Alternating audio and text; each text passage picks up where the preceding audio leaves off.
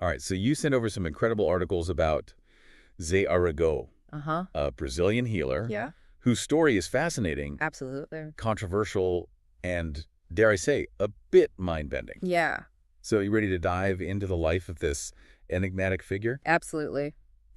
We're going to unpack his rise to fame, the procedures he performed, and the enduring debate surrounding his abilities. You know, it's almost like a story out of a movie, but with a real-life human at the center of it. I mean, Right. where do you even begin? Yeah, Let's start with the basics, though. sure. Zé Arigó, he was born into a very humble background, right? That's right. Born José Pedro de Freitas in 1918 in rural Brazil Okay. on a farm near a town called Congonhas. He was a simple man, a farmer's son. His early life was pretty ordinary, if you can call it that. Yeah, nothing to suggest he would become a healer known all over the world, right? Exactly. He had limited schooling, worked hard labor, even took a job at a mine. Wow. It's a far cry from the complex, even unbelievable claims that would soon surround him. So how does a guy go from working in a mine to whatever it is we're about to get into? Well, according to his biographers, when Origo was in his early 30s, he began experiencing these intense, debilitating headaches, insomnia, vivid visions. Wait, are we talking really vivid or just your average, I need more sleep kind of vivid? We're talking visions of a bright light accompanied by a voice speaking in a language he didn't understand. He sought help from doctors, specialists, even underwent psychological evaluations, but nothing seemed to explain what he was going through. Oh, wow. It's almost like a mystery novel suddenly became his reality. And that's where things take a turn, right? You mentioned dreams, but not just any dreams. That's right.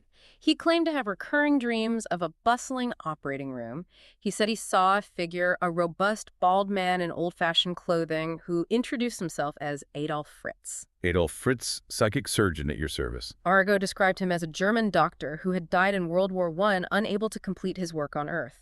Dr. Fritz, as Arago called him, insisted that he had chosen Arago to continue his work. So we have a potentially very ill man having extremely vivid visions of a long-dead German doctor who's recruiting him for what exactly?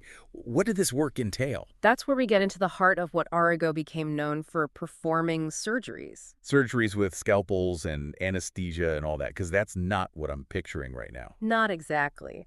Imagine this. Arago sets up a clinic on Marshall Floriano Street, and word starts to spread about his unique abilities. We're not talking about a sterile operating room with high-tech equipment. Instead, picture hundreds of people from all walks of life, from all over the world, crowding into this clinic, desperate for his help. Hundreds. Okay, now I have need to know what this help looked like. Arago, while supposedly channeling this, Dr. Fritz would perform a variety of procedures. And by procedures, we're talking about things like scraping people's eyes, inserting objects into their nostrils. Hold on, was he using actual medical instruments for these procedures? Often not in the traditional sense. Witnesses described him using unsterilized knives, pocket knives, basically anything he could get his hands on. This wasn't surgery as you and I might think of it. And it certainly wasn't aligned with modern medical practices. Wow. So we've got a clinic bursting at the seams, a healer channeling a dead German doctor, and procedures that sound like they belong more in a history book than a hospital. Right. What did the people at the time make of all this? Were these procedures actually effective? That's the million-dollar question, isn't it? And it's a question that has fueled debate for decades.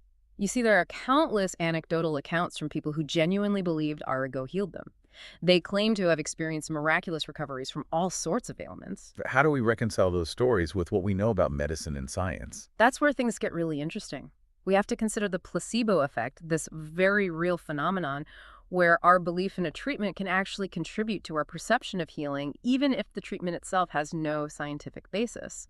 So are you saying that people who felt healed by Arago might have experienced a form of self-induced placebo effect, fueled by their faith in him and his supposed connection to Dr. Fritz? It's certainly a possibility, and one that many researchers have explored. Faith healing in general often taps into this complex interplay between the mind and body belief and experience. You know, thinking about these procedures, I can't help but wonder about the legal ramifications in this. Arago's practices were bound to raise some eyebrows, right? Oh, absolutely. Arago's methods understandably attracted a lot of scrutiny. Remember, he had no formal medical training, and his practices directly challenged the established norms of medical practice. Which probably didn't win him any popularity contests with medical professionals. Right. What were the specific charges against Arago? How did he defend his practice in court? He was repeatedly accused of practicing medicine without a license, which, legally speaking, he was. This ultimately led to several arrests and even imprisonment. Arago argued that he wasn't practicing medicine, but rather acting as a conduit for Dr. Fritz's spiritual healing. It sounds like Arago's case really became a flashpoint in the larger debate between traditional healing practices and modern medicine. Did his legal troubles impact his popularity at all? It's important to remember that despite the controversy, Arago's popularity never really waned. People continued to flock to him for help even when he was behind bars. It's incredible that people still sought him out, even with the legal battles. Yeah. But what about the science? Did anyone ever try to study what Arago was doing in a controlled environment? They did. And this is where things get really interesting from a scientific perspective. Researchers like Andrija Puharich traveled from as far as the United States to witness Arago's work firsthand. They even filmed his procedures, hoping to capture something tangible, something measurable. So what did they find? Was there anything to support his claims of psychic surgery? Even with those attempts at scientific study, the findings remained inconclusive. Some researchers walked away convinced that they had witnessed genuine paranormal phenomena. Others, however, remained skeptical. They attributed his alleged abilities to trickery, suggestion, or a combination of factors we simply couldn't explain with the tools available at the time. It really does make you wonder.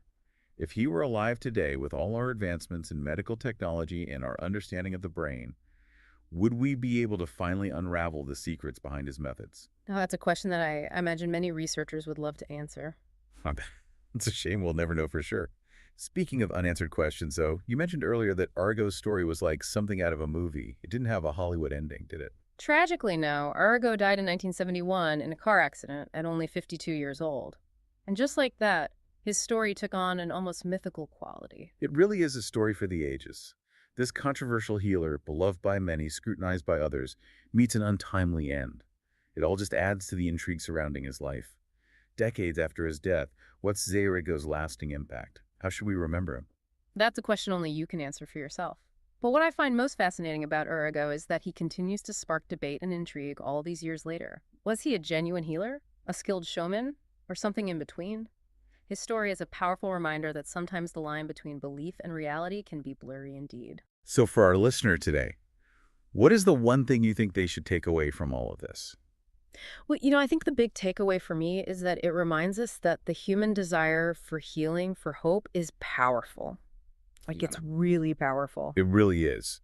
We can't talk about Arago without acknowledging the countless stories from people who truly believed he healed them. Their experiences, regardless of any scientific explanation, are a testament to that very human desire for healing. You've hit the nail on the head. Even if, from a purely scientific standpoint, we might question the mechanisms of his alleged healings, we can't discount the very real experiences of those who sought his help. It's a good reminder that we can't always quantify or explain the human experience. Sometimes belief itself can be a powerful force. Yeah, absolutely. And that, I think, is at the heart of Zé Arigó's legacy. He embodies that enduring human fascination with the unexplained, the mysterious, and the possibility that there might be more to our world than meets the eye. I love that. So for our listener, who I imagine is now completely engrossed in the enigma of Zé Arigó, and trust me, I don't blame you, what's the one question we should leave them pondering? That's a good question. I think the question to leave everyone with is, why do figures like Zé Arigó, who operate in the realm of belief, continue to capture our imaginations in an age where we demand proof, in an age where science reigns supreme? Ooh, that's a good one. I think I'll be wrestling with that one for a while. Thanks for taking this deep dive with me. The pleasure, as always, was mine.